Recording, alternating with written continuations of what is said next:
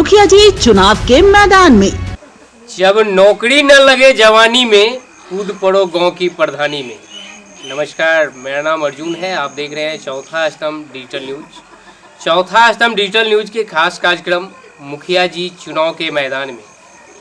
आज की चुनावी यात्रा पर अभी हम पहुंचे हैं घोड़िया प्रखंड के ब्रह्मपुर दक्षिणी पंचायत। महान स्वतंत्रता सेनानी स्वर्गीय सीताराम सिंह, समाजवाद के प्रणेता, पूर्व मंत्री सह हरियाणा के राज्यपाल धनीलाल मंडल का यह पंचायत।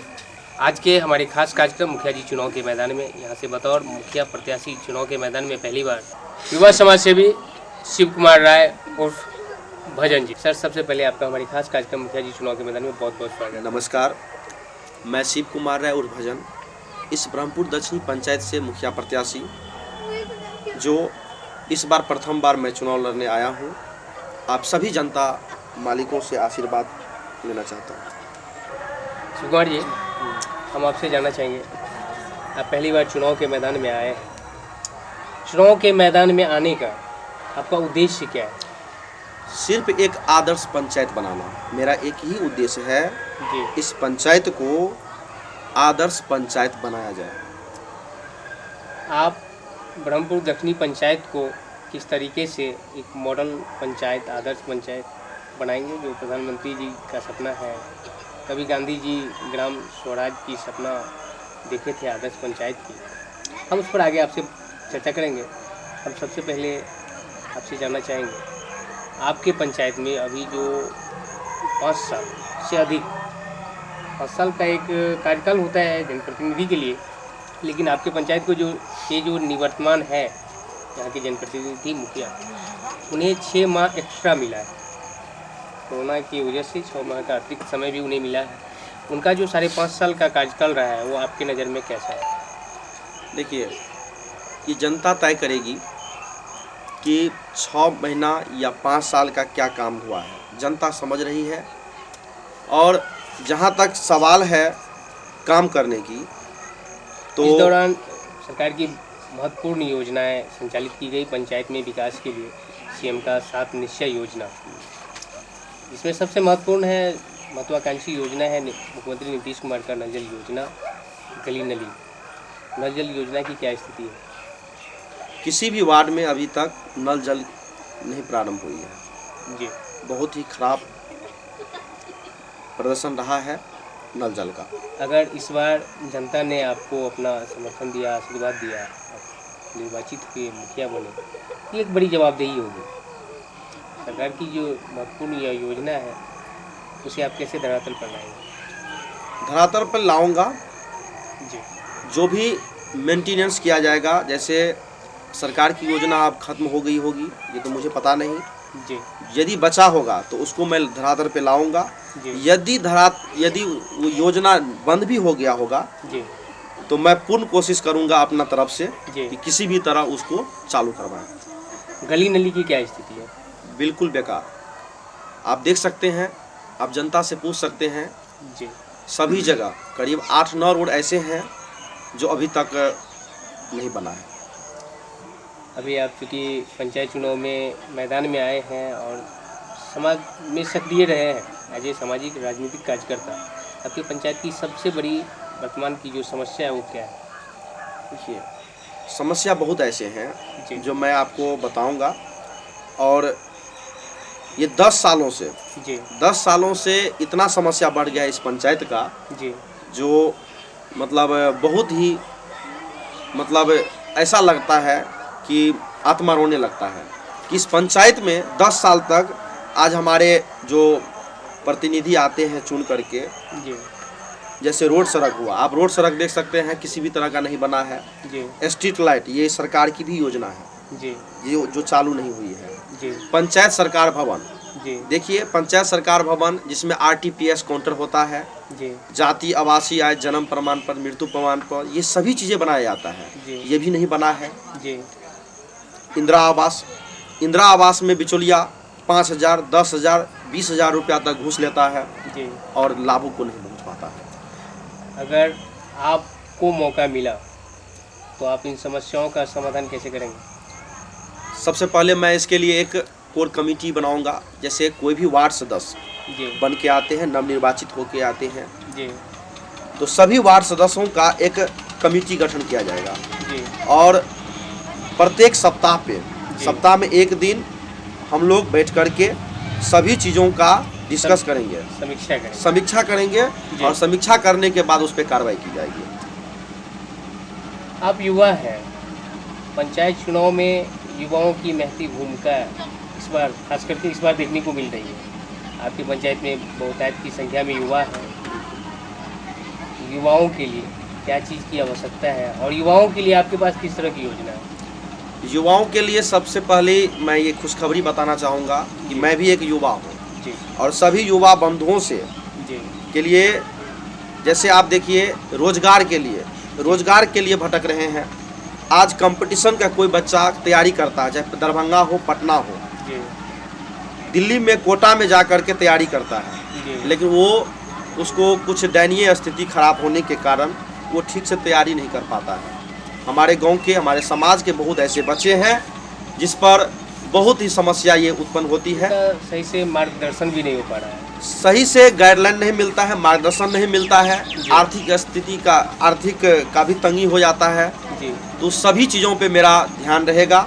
मैं हमेशा गाइडलाइन देता रहूँगा ताकि हमारे समाज के जितने भी युवा साथी हैं, जी छात्र हैं, छात्राएं भी हैं, जी तो उसको मैं अपने ढंग से उसको एक अलग रूप से उसको गाइडलाइन करूँगा और वो कंपटीशन का तैयारी करे। यदि कोई इंजीनियरिंग का तैयारी करता है तो जी। इंजीनियरिंग की तैयारी करने के लिए मैं उसको आगे बढ़ाऊँगा, मेडिकल का तैयारी करने के लिए आगे बढ़ाऊँगा, जी। रेलवे, बीपीएससी, चाहे एसएससी, बैंकिंग जो भी है, जी। सभी के लिए मैं तत्पर रहूँगा, खड़ा होऊंगा। अपने युवाओं की रोजगार की बात की है, रोजगार के लिए जी, इसके लिए एक स्किल डेवलपमेंट, जी मैं भी एक स्किल सरकार की योजना है। हाँ, ये कुशल युवा प्रोग्राम जी मैं बताना चाहूँगा सभी मित्रों से, सभी जनता मालिकों से जी कि मैं पिछले 2 साल पहले जी प्रधानमंत्री कौशल केंद्र में ट्रेनर भी रह चुका हूँ जी और वहाँ पे मेरा काम था बच्चों को ट्रेनिंग देना और ट्रेनिंग दे करके उस पर स्किल उत्पन्न करना और स्किल ट्रेनिंग के बाद जी। उसको जॉब के लिए आगे बढ़ाना।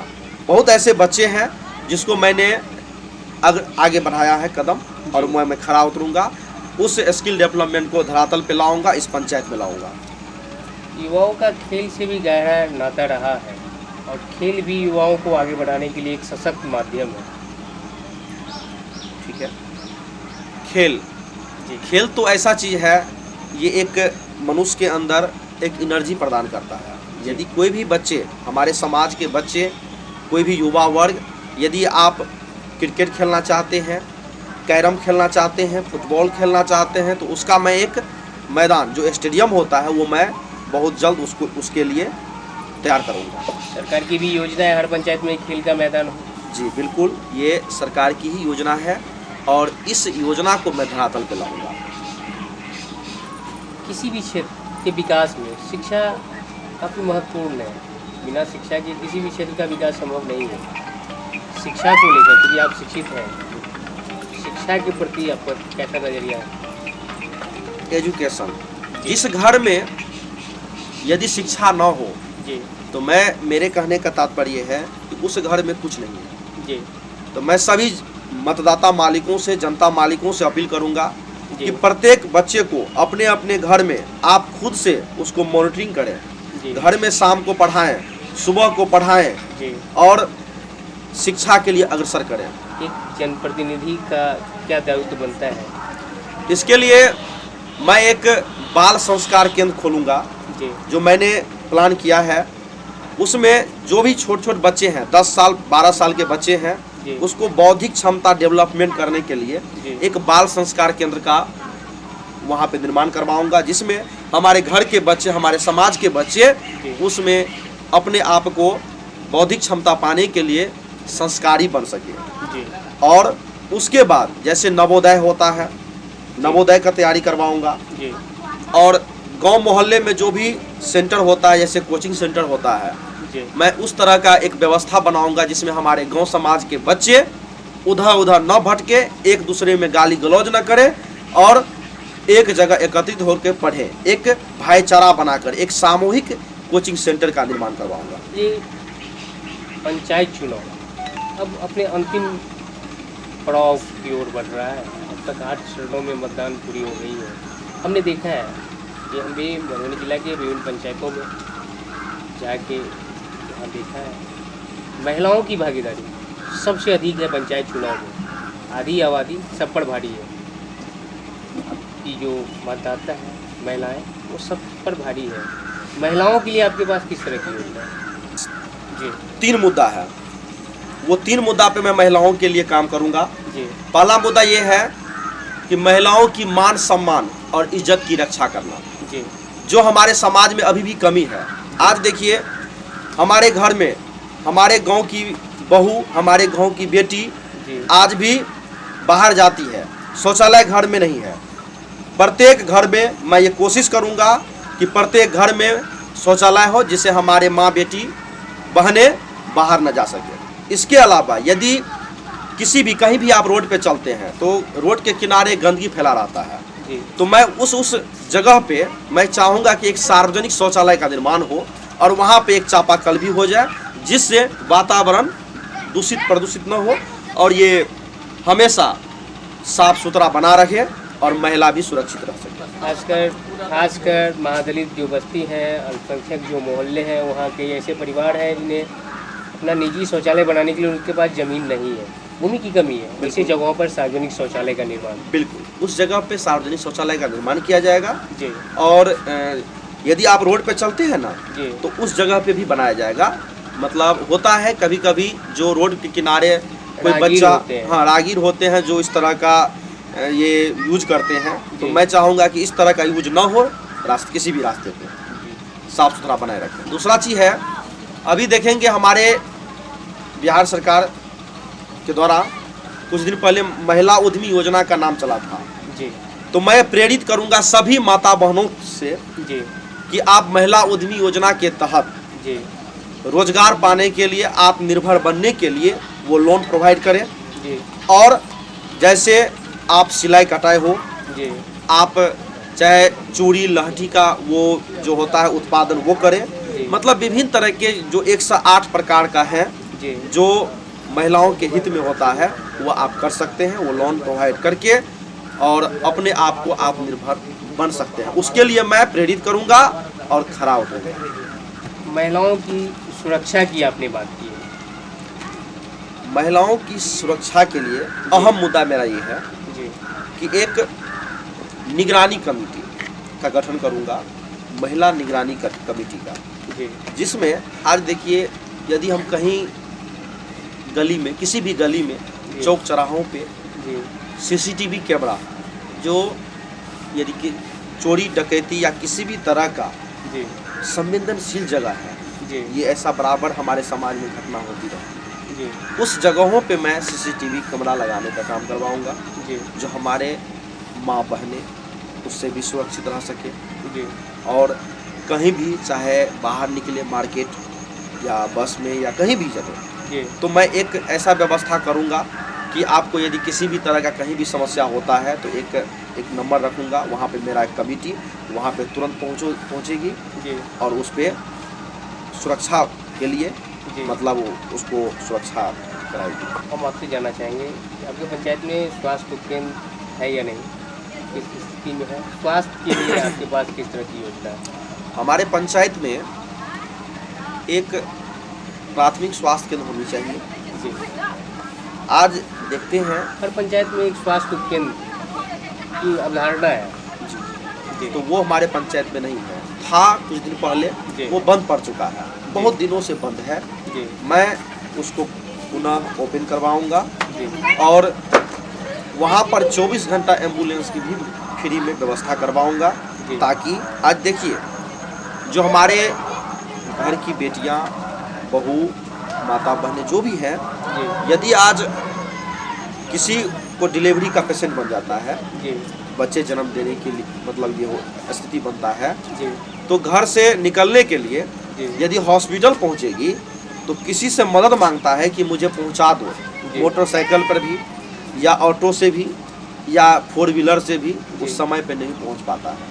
जी कोई आदमी साथ देने के लिए नहीं आता। ये हमारे समाज में ये अवधारणा बन चुका है जो नहीं समय पे हेल्प करता है। जी तो इसके लिए मैं चाहूँगा कि एक एम्बुलेंस की व्यवस्था हो और पास में इसी पंचायत के अंतर्गत एक हॉस्पिटल का निर्माण हो, जिससे हमारे गांव की बेटी, समाज की बेटी बहनें, माता बहनें सभी लोग सही से इलाज कर सके और इस जो परिस्थिति है, जो डिलीवरी का पेशेंट होता है, उसको भी एक समय पर काम आ सके।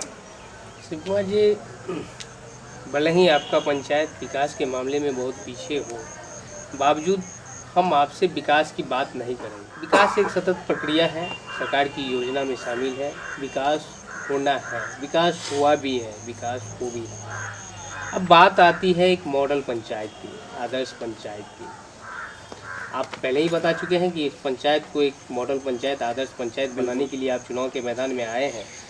हम आपसे जानना चाहेंगे, इस पंचायत को मॉडल पंचायत, रामपुर दक्षिणी पंचायत को एक आदर्श पंचायत बनाने के लिए आपके पास किस तरह की योजना है? कैसे आप इसे एक मॉडल पंचायत बनाएंगे? मॉडल पंचायत की अवधारणा क्या है?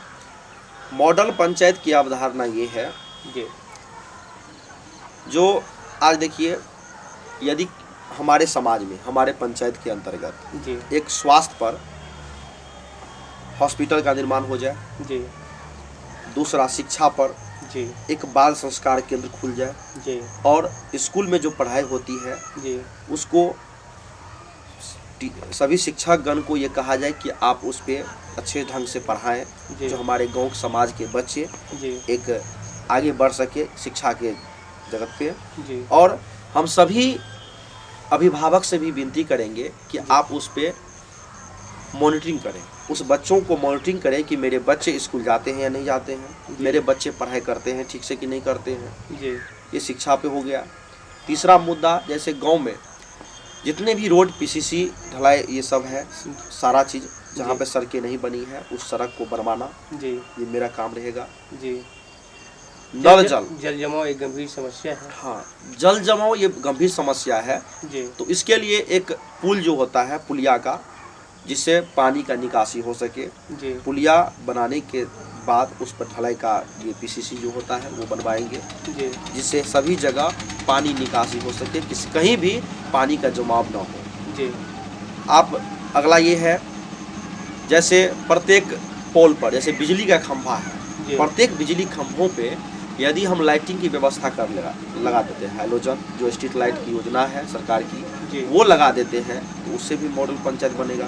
जी, नेक्स्ट वर्ड देखिए आप, एक जनता को प्रतिनिधि से यही चाहिए, जैसे राशन कार्ड, तो राशन कार्ड में आप नाम जुड़वा दें, जी, वो मेरा काम रहेगा। जिसका नाम है जो जुड़ना चाहिए जी। उसको अविलंब जुड़वाना सामाजिक चाहूँगा। सुरक्षा योजना है सरकार की। हाँ, जैसे हो गया विधवा पेंशन, जी। वृद्धा पेंशन और विकलांग पेंशन, ये तीनों को जल्द से जल्द अविलंब, जिसका अभी स्टार्ट नहीं हुआ है, जो उस मापदंड के दायरे में आता है, जी, उसको मैं प्रारंभ करूँगा। जी, जैसे इंदिरा आवास, इंदिरा आवास में जो भी लाभुक को अभी तक नहीं मिला है, जी, मैं उन सबों से मिल करके मैं एक व्यवस्था कायम करूंगा कि उनको जल्द से जल्द वो लाभुक को मिल सके। इंदिरा आवास, प्रधानमंत्री इंदिरा आवास योजना का जो लाभ होता है जी, वो मैं पहुंचाऊंगा।